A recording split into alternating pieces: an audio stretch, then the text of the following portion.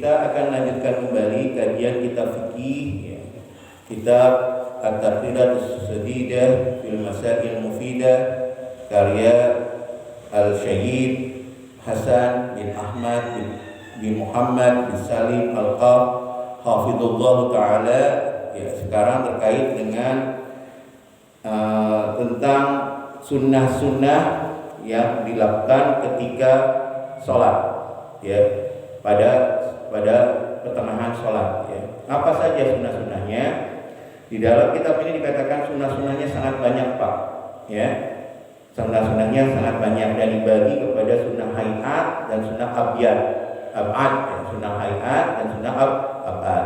Kemarin kita belajar, Pak, kalau sunnah abad, ya, kalau kita tidak melakukannya maka kita sujud sahwi di akhir sebelum salam, ya. Sedangkan sunnah hayat itu tidak perlu untuk sujud sahwi. Nah, seperti itu, Pak.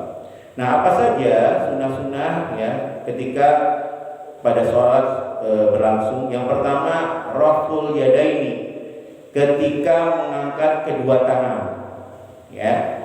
Ketika mengangkat kedua tangan disunnahkan wa yusannu fi arba'ati mawadi, disunnahkan pada empat tempat, ya, mengangkat kedua tangan, Pak. Kapan?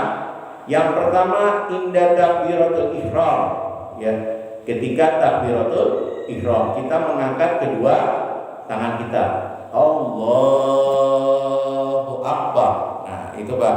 Jadi mengangkat kedua tangan disunnahkan pada takbiratul ihram, ya. Yang kedua, wa inda ruku'i, ya, ketika ruku, ya. Jadi ketika ruku kita, setelah kita selesai membaca surat, Pak, kemudian kita ruku, Allahu Akbar. Nah, ketika mau ruku itu kita mengangkat kedua tangan kemudian ruku.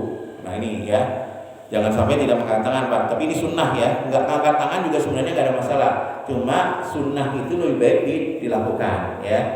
Kemudian kapan lagi, Pak? Wa inda iktidal, ya.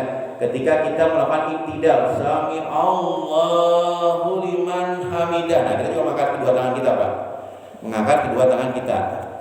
Nah, kemudian wa inda qiyam minat tasyahud awal, dan ketika berdiri, ya, setelah tasyahud awal, Pak.